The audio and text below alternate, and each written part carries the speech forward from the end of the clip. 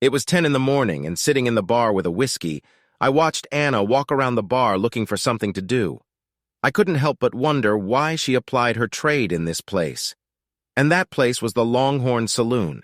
I couldn't understand why some man hadn't grabbed her and taken her away from her slut life. Several times I spent a couple of dollars to be with her and considered it well spent. I'd like to do this again. I have money, but no time. Old man Brewster at the grocery store would have my van loaded and ready to go. And if I left now, I'd be there by evening. If I stay here tumbling with Anna, I'll be back home after midnight. Although maybe it's worth it. Anna finished walking around the bar without finding anyone and finally came up to me. "Good morning, Frank. Do you have some time for a little fun?" "Maybe next time, if some man hasn't taken you away from your slut life yet." She laughed and said, "It is unlikely there's only one man who comes here with whom I would go, but he is not interested in marrying a woman like me. Then he's a fool." She looked me straight in the eyes and said, "You don't look like a fool, Frank." "I? Would you leave here with me? Offer and you will find out. Do you have any idea what your life will be like away from here?" "I grew up on a farm, so I have a pretty good idea." "How quickly can you pack your things?" "Brewster should be loading my van by now, and it's time for us to head out if we want to get to my house before dark." "Give me 10 minutes, she said, and hurried upstairs. I waved my hand at Titus and told him to refill my whiskey. While pouring, he said, "I couldn't help but overhear what you and Miss Anna were talking about. You know that if you carry out your plans, Matson will not like it. Even though Matson is the owner of this saloon, she doesn't belong to him. It's unlikely he'll look at it that way. You do this and he will want a piece of your skin. You better be ready for this." I sipped my whiskey and wondered what Matson might do. Then he shrugged. "Whatever it is, I'll do my best to deal with it just like everything else I've dealt with since I signed up for the war." I saw Anna approaching, finished my whiskey, and stood up. She carried a backpack and a bag. I took the satchel from her and we left the saloon and went down to the grocery store. My wagon was ready to go. I had paid Brewster, placed Anna and her things in the wagon, and was checking the horses and tack when I heard, "Get your damn ass off the wagon and go back to where it belongs." I walked around the horses and saw Zach Matson rushing into the van and yelling at Anna. She looked at me scared and I told her to sit quietly. I stood between Matson and the cart, put my hand on the Colt Dragoon in the holster on my right side and said, "Go away. She's with me now and you have no say. Hell no, she's not going anywhere as long as she owes me. What does she owe you for?" For room and board, with my hand on the gun and my eyes on Matson, I asked Anna how much she owed and she replied, "I don't know, he never told me. How have you paid him so far? From the money I earn through prostitution, how much does he get from each man you work with? He takes everything. Then I don't think you owe him anything. In fact, it looks like he owes you a little. Why don't you go back to your saloon and find out how much you owe her? And next time we're back in town, we can collect it." "There's no way I'll do it. Get off that bitch cart and get back to work." I took out my coat, pointed it at Matson's head, and said, "The best person to return to this salon is you. And now, get out." He backed down, saying, "This is not the end yet. You haven't seen the last of me." And then he turned and headed back to his saloon. I climbed into the wagon, took the reins in my hands, slapped the horse on the sides with the long ends, and said, "Go ahead, guys. Take us home." We set off, and 5 minutes later, we were out of the city and moving on. The journey to my house will take quite a long time, so we have time to talk and get to know each other better. I asked Anna to tell me a little about herself. I learned that she was 19 years old and grew up on a farm in Ohio where her parents worked for the farm owner. As she grew older, she was asked to work on the farm and sometimes in the kitchen along with her mother. The owner of the farm died, and her parents decided to move west and find their own place. Anna and her 19-year-old brother decided to go with them.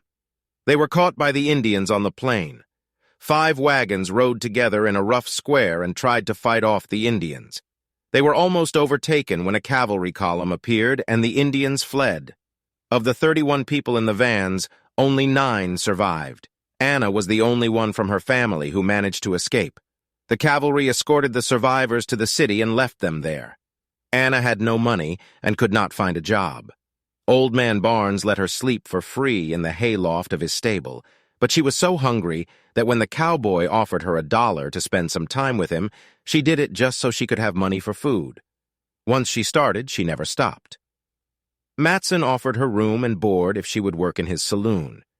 It was only after she had been there for 2 weeks that she discovered Matson was charging her for room and board. And then she wanted to hear my story. Born and raised in Monroe, Michigan, worked at the Monroe wagon plant building wagons and buggies during the week and on my uncle's farm on the weekends. At the end of '62, I enlisted in the 27th Michigan Infantry, expecting to go to fight the Confederates. He ended up in New York, where he tried to suppress the anti-draft riots, participated in the battles of Spotsylvania Courthouse and Appomattox, participated in the siege of St. Petersburg. He parachuted in June 1965, and when he returned home, it turned out that all the jobs were occupied by those who did not go to war. Bill Hendricks told us about the homestead law that Abe passed in '62. We can live on 65 acres of land for just $1.18, and all you have to do is live on it and improve it for 5 years, and then it's yours without any encumbrances. 23 of us decided to do it, and a train of 18 wagons and a herd of coals came and settled here. All my neighbors are boys with whom I fought, and we still help each other when necessary. We were the first to come here, and we had a choice of sites. We drew lots to see who would choose first, and lucky for me, I was the first to choose. I chose the one I got because it has a fairly large stream running down the back of it, and if I were going to raise beef, I would need plenty of water. After 5 years, I filled out all the necessary paperwork, and now this place is completely mine, and I don't owe a cent for it. I don't have to drive the beef south to the trail to be slaughtered because the Army saw fit to build a post here. I sell my beef to them and to the townspeople and barter a little with the guys I come here with. That, in fact, is my whole story. Just before dark, we arrived at my house. We carried her things into the hut. Then I took the wagon to the barn, unharnessed the horses, brought them into the stalls, fed and watered them, and then left the wagon to unload until the morning, and headed towards the hut. Entering the hut, I found Anna naked on the bed waiting for me. All I could say was that if she was ready, then I was ready. She lay there and looked at me while I was undressing, and when I was left in only my long johns, she asked, "We did this twice, and then again when we woke up the next morning, and after that, it seemed like she wanted to do it all the time." The next morning, she asked if I had chickens, pigs, sheep, or just cows. I said only cows, and then she wanted to know what I wanted her to do around the house. "I don't want to just sit here all day and wait for you to come back from tending to the cows. What would you like to do? Plant a garden, maybe get chickens to breed and get eggs from? Do you know how to plant a garden? I've been doing this for many years. Make a list of what you need, and we'll buy it next time we go to town." That evening, when we went to bed, she looked at me longingly, and I understood what she wanted, and I did it. She, of course, liked it. Then she reciprocated my feelings, and I liked it just as much as she liked what I did to her. She's gotten better since last time, and the last time it was about a year ago. I came to town to buy groceries and went to see her. She said she was very sorry, but she was on her period.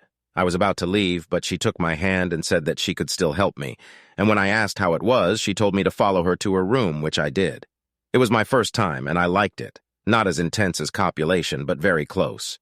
3 days later, Zach Matson and 2 horsemen showed up at the house, and he shouted, "Hello, home!" It was pure luck that I was in the barn when they showed up. I was mostly looking after the cows, but at that moment, I went back to get the salt blocks.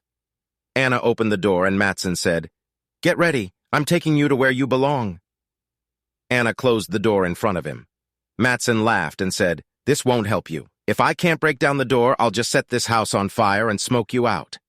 They were facing the hut, so they did not see me approach them from behind, and when I said, "I don't think I'll like it," it scared them a little. Matson turned his horse to face me, and his men followed. "We came to take my property," Matson said. "She is not your property. Abe outlawed slavery. She is not yours. She is here of her own free will. It does not matter. She'll come back with me. And how will she go with you if you are dead? I had a revolver with me. I always carried it with me when I was outside. You never know when you might run into a rattlesnake or coyote. Once I even saw a wolf. I put my hand on it and Matson said, 'There are 3 of us, and there's only one of you. You can't take all 3 of us. Maybe not, but I'll take at least one. And it'll be you. And since you leave and can't pay them, they might just turn around and leave.' From the hut I heard, 'I'm targeting the one in the red shirt. and we heard a click. Cocked chicken. Now I only have 2 to worry about, but the first one will be you. Mattson turned to the other 2 and said, I'll double your salary. And while he was saying this, I took out my Colt Dragoon and Mattson. When I heard a click, Cocked Trigger turned to me and I said, do it or get off my land. Mattson was angry, and angry people sometimes do stupid things, and I was waiting for him to start the fight. But his 2 men weren't angry, and they didn't really like their chances if the shooting started. Anna had already cocked her Henry and took aim at one, and my Colt was already in my hand and pointed in their direction. They turned their horses and rode off. This is not the end, Mattson said, and turned to follow his men. As he did this, I called out to him, Mattson, and he turned to look at me. If there is a next time, I will kill you. Understood? He threw a hostile look at me and galloped away. I went into the cabin, and as Anna was putting Henry in his place, I asked her if she really could have shot the man in the red shirt, and she said yes. When Poe died, I picked up his rifle and shot at the Indians. This was no different. I went to my chest, rummaged around at the bottom, and pulled out a 4-barreled Sharps pistol, which I took from a dead Confederate in Sylvania Sports. I handed it to her and said, it doesn't have any stopping power because it's only a .22 caliber. If you need to use it, shoot it in the head. I took her to the barn, let her shoot it, and get used to it, and then told her to keep it handy when I wasn't around. We have settled down. She had her own chickens and garden. I had beef and hay. One evening, coming from haymaking, I found her slightly agitated. Before he could ask, she said that she had to shoot a man that day. He's in the barn. I had to drag him there. I couldn't leave him in the yard because someone might come, one of the people who came here with Mattson, the day we drove them away.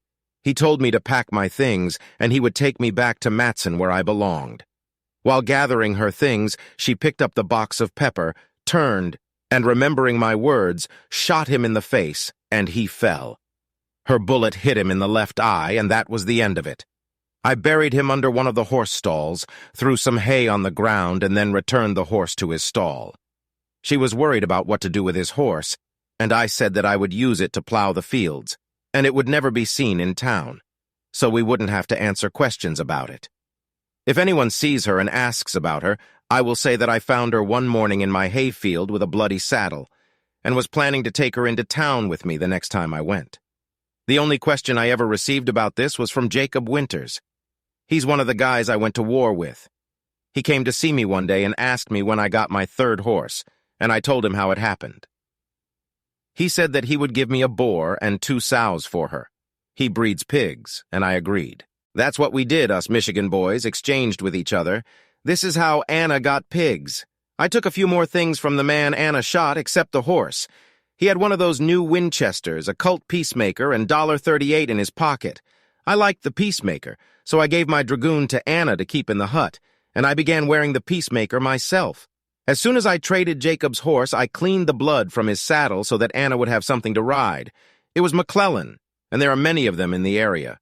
The fact that the man came convinced me that Mattson was not going to leave things as they were. It didn't matter that she wouldn't be of any use, being 3 months pregnant and all, but he didn't know that. I thought that Mattson was a coward, and instead of coming myself, I told him that at the next meeting I would kill him. He sent his mercenaries. Why only one this time? I don't know, but it didn't matter. I had to do something. It was impossible to hope that Anna would cope with this alone if I was in the field, and more than one of them appeared. I didn't want to wait for the axe to fall, so I saddled Horse Raz, as I called him. The other was Horse 2. First, I went to the city in the first rays of sun. We didn't have any plans, just going to stop by Mattson's saloon and see where it took us. We didn't have to wait long. Before I could put $1 on the bar and tell Titus to bring me some whiskey, I heard, "What the hell are you doing here?" I turned around and saw Mattson and said, "I drink whiskey. Not here. Get out of here and don't come back." Without turning my back to Mattson, I asked, "Titus, who will get this position after Mattson's death?" "Don't know. He has no relatives that I know of. Maybe you can control it yourself until someone shows up." "Don't know. I only work behind the counter. Perhaps you will have a chance to see if you can do it." "What do you say, Mattson? Is he ready for a chance to see if he can do the job?" "If you want me to get out of here, you'll have to kick me out. The thing is, I don't think you can do it. You armed, come on or get out of here and let me drink my whiskey in peace." Are you man enough to test me or the slug I see you as? Besides me, Matson, and Titus, there were 6 others in the establishment. 3 at one table, 2 at another, and 1 sitting alone. They all knew me, and knew that I was a farmer and rancher, not a gunslinger, so they knew something bad would happen if I challenged Matson. They heard everything that was said, and everyone looked at Matson to see if he could stand being called a coward. Matson knew everyone was looking at him and tried to back away. Damn it, Dalton. There is no woman worth dying for. Then why are you always trying to get her when she doesn't want to come? I didn't try, except that time. Bart told me other ways when he was caught trying to take Anna away. He said, you told all the guys working for you that you would give $35 silver to whoever brought Anna to you. I told him that if I see him next time, I will kill him. He must have believed me because I haven't seen him since. I haven't chased him away for a long time, but then I thought about the other guys you offered money to.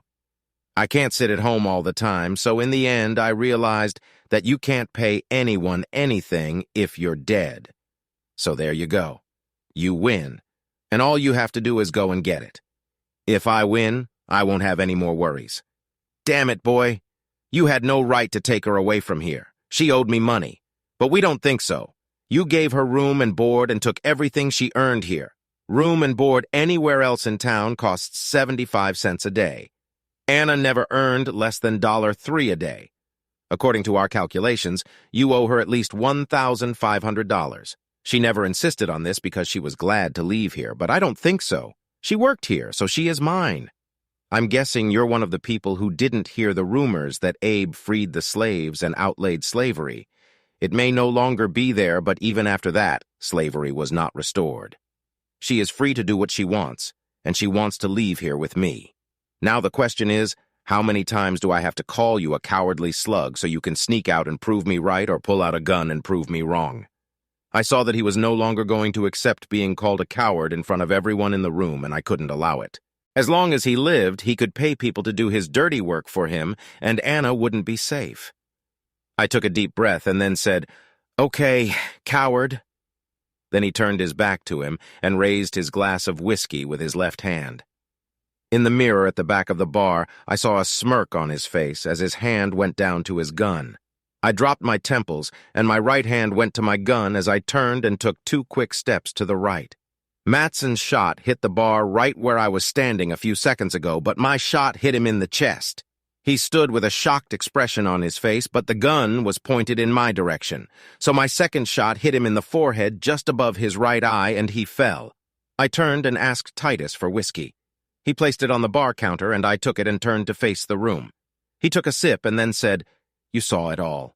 He was going to shoot me from behind. Luckily for me, I looked in the mirror and saw him pull out a gun.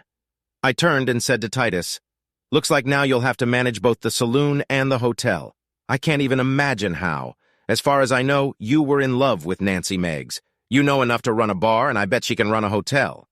I turned to face the crowd, took out my pocket watch, looked at it and said, "It was fun, gentlemen. But if I want to get home for bed, I have to go." I stepped over Matson's body and headed towards the house. I got home about an hour after dark, and after Anna fed me, I told her that our worries about what Matson might do were over. When she asked how this was possible, I replied that someone had killed him. Since he's dead and no one can pay his boys, then everything's all right, and we were fine. Over the years, Anna gave birth to 2 sons and a daughter, and we led a completely happy life. Subscribe to our channel so that your second chaff doesn't cheat on you, and go ahead and listen to the next story. Because this story is nothing compared to the next one. If you're under 18, don't even think about listening to the next one.